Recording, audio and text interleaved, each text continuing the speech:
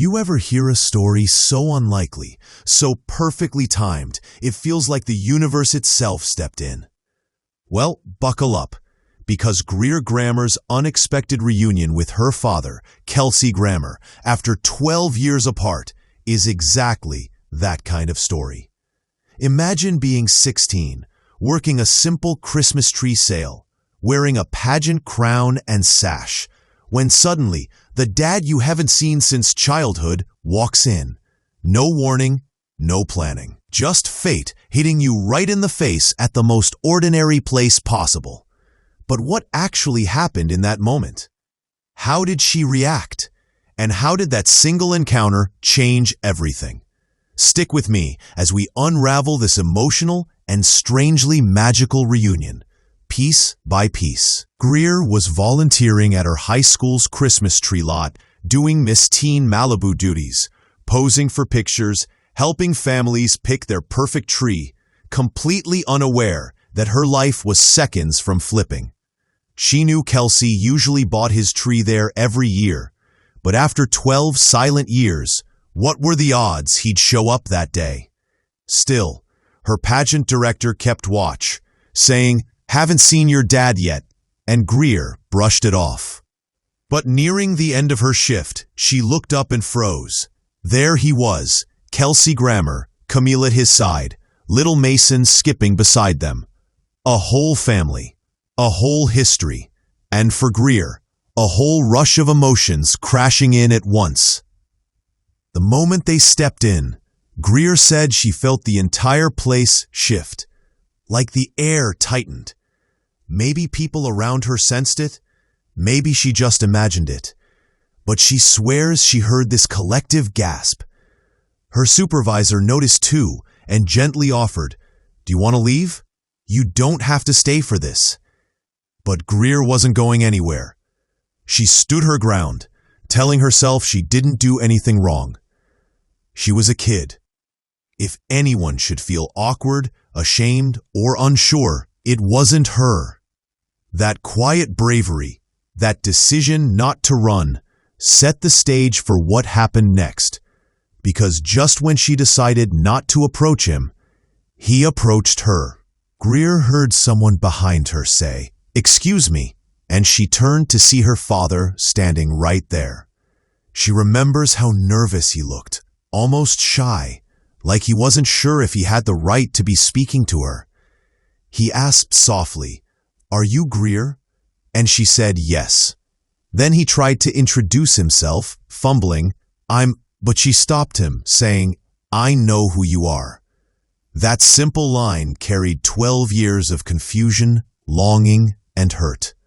They hugged, they talked, and suddenly they were two people trying to bridge a gap that felt both endless and impossibly small, all in the middle of a Christmas tree lot. In that instant, Greer felt a mix of nerves and warmth. She said it felt nice, strangely nice, but also unreal, like she slipped out of her own body for a moment because she couldn't process what any of it meant. He asked about school, her life, how she'd been, and she answered while trying to stay grounded. For a 16-year-old girl, navigating that emotional minefield took a strength she didn't even know she had. And yet, through the confusion, there was also relief. Relief that he cared enough to ask. Relief that he approached her first. Relief that maybe, just maybe, this wasn't the end of their story. Before leaving, Kelsey handed her his phone number.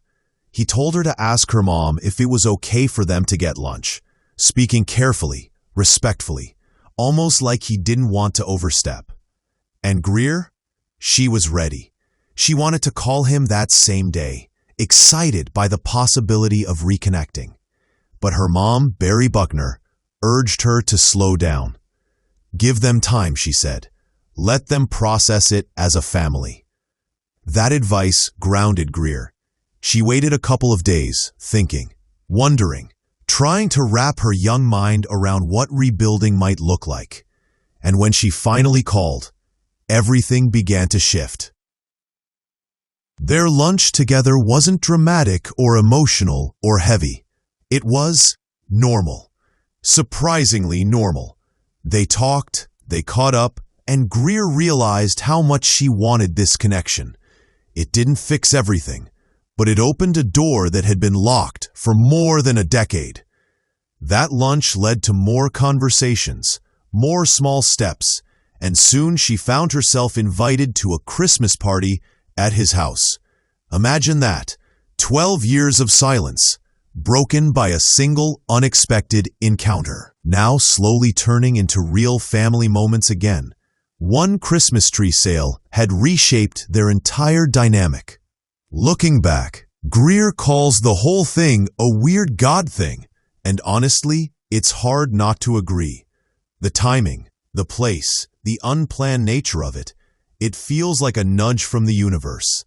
She wasn't seeking closure that day. She wasn't hunting for a reunion.